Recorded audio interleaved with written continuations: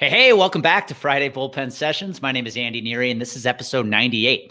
Today, I am chatting with you about procrastination, the art of procrastination, or should we say the curse of procrastination, why you need to make speed a part of your game.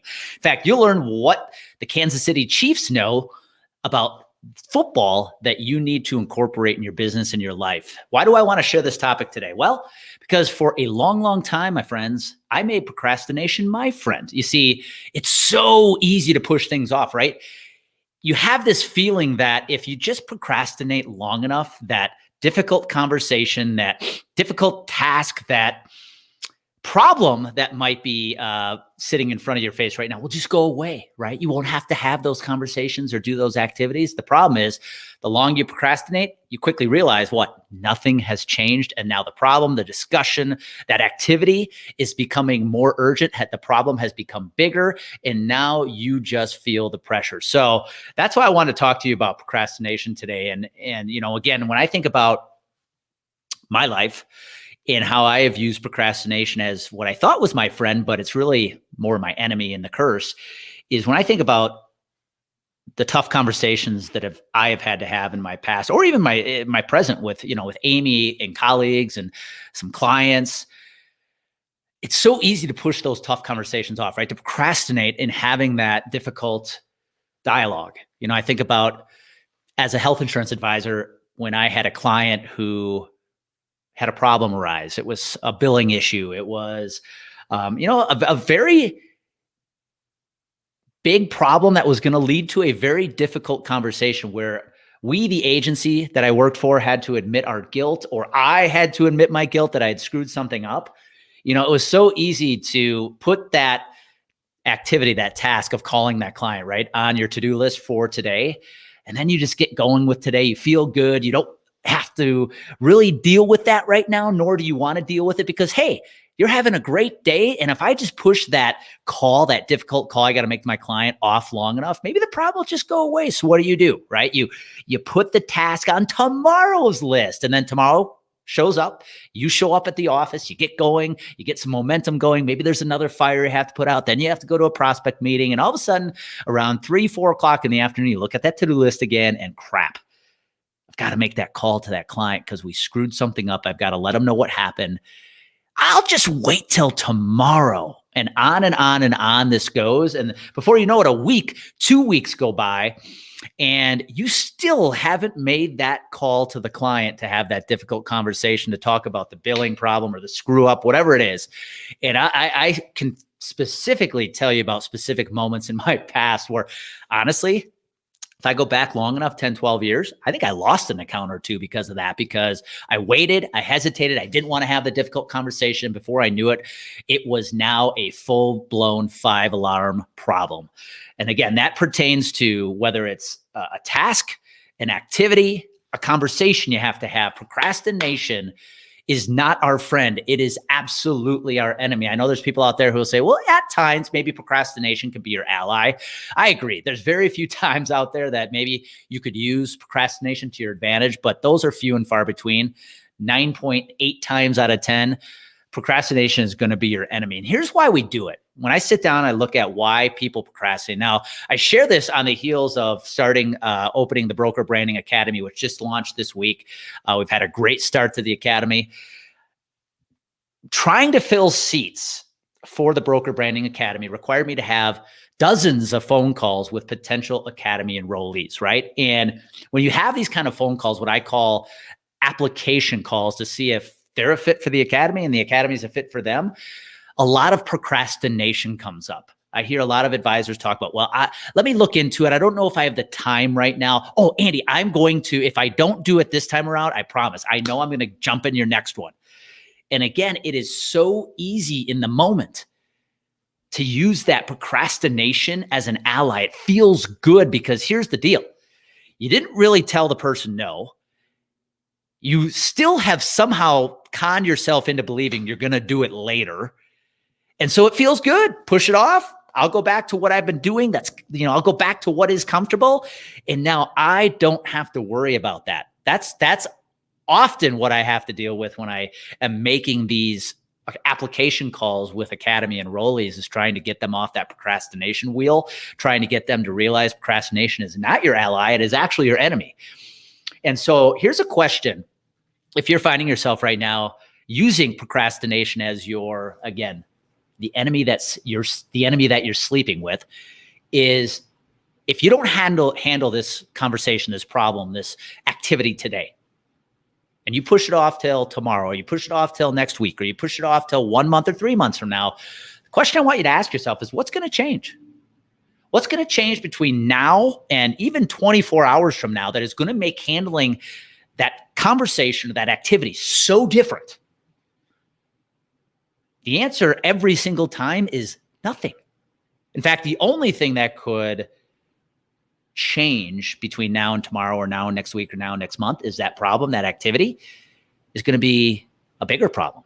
You're going to have more pressure on yourself to get that activity done or have that conversation with somebody. And, my advice to you is use speed to your advantage. I talked about this at the beginning of the podcast. What do the Kansas City Chiefs know about speed that they have used as a competitive advantage? And, think about the world of sports. You might be wondering, Andy, what the hell are you saying? Or where are you going with this speed, procrastination? In the world of sports, whether it's baseball, football, basketball, hockey, I don't care what sport it is, there's so many tools, so many skills you can coach, right? You can train people. In baseball, it's how to field better, how to hit better, how to bunt, how to have better mechanics on the pitcher's mound. In football, right, it's catching the ball, throwing the ball, moving side to side laterally. All that stuff can be taught. But there's one thing in sports you can't teach, and that's speed. And so when I think about the Kansas City Chiefs, for example, here they've now gone to the Super Bowl 2 years in a row. We just saw that no one can appear to beat Tom Brady in the Super Bowl, even the Kansas City Chiefs, who appeared to be unstoppable at some points this season. One thing the Kansas City Chiefs have understood about the game of football is speed's deadly. And it's something you can't coach. And it's definitely something hard for your competition to defend. So if you look at the Chiefs' offense, for example, their skill positions are filled with guys with ridiculous speed. And I don't have all names, but you think about, you've got Tyreek Hill, Watkins, Hardman, all those receivers they have, even their tight end Kelsey's fast. The running backs are fast. They have realized that if you just go draft speed, you could teach a lot of the other skills, catching the ball, running, holding on to the ball so you're not fumbling, but you can't teach speed. Why? Because speed kills. Yes, there is that phrase. In fact, when I think about my childhood, I think there was like a Vince Coleman poster out there for the St. Louis Cardinal fans out there, the baseball diehards from the 80s. There was a picture of Vince Coleman, a poster. I may have even had it, where he's stealing second base, and it talks about speed kills. And you remember back in the day in the world of baseball in the 80s, 70s, and 80s, guys were swiping 100 and 120 bases a year. Guys like Ricky Henderson, Vince Coleman. The game of baseball has changed so much where the steal is not as important as it used to be. But I mean, again, what I'm talking about here, guys, is speed. Speed is the opposite of procrastination. So if you find yourself right now procrastinating, there are activities, calls, conversations you need to be having with your loved ones, your prospects, your clients, yourself. Quit procrastinating. Nothing is going to change in 24 hours. Nothing is going to be different in a week or a month or 6 months. The only thing that will change is that problem you're avoiding is going to be bigger. It's going to be a 5-alarm fire. That conversation you're supposed to have with your significant other or a colleague or a client, it's going to be too late. Your significant other might be, hey, I'm done. I'm fed up. Your client might be, I'm done. I'm fed up. And take it from somebody who has used procrastination far too often as what he perceived as an ally when it really is a curse. So my lasting advice for you today, this wasn't a long episode, is think speed, avoid procrastination. Just get it done.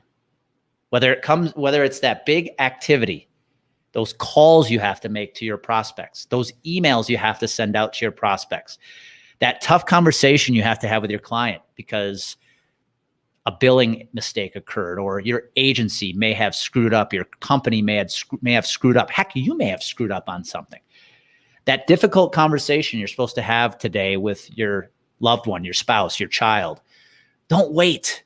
Go through the pain right now. Yes, in the moment, it may suck, but I promise, when you're done with that conversation, you're done making that call, you're done getting that activity done, it will feel like an 800-pound gorilla off your back. That clarity, the confidence that will come, that it's now in your rear view mirror, you can't replace that. And here's what it does. When you apply speed, are things going to be perfect?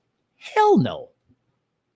But when you apply speed to your business and your life, you create unbelievable amounts of momentum. And that momentum becomes unstoppable. Just like watching the Chiefs play on some Sundays, just like watching Vince Coleman 25, 30 years ago rounding the bases, you can't stop speed. When they're in full momentum and they are in full speed, full sprint, there is no stopping them. And that same application, that same idea applies to you.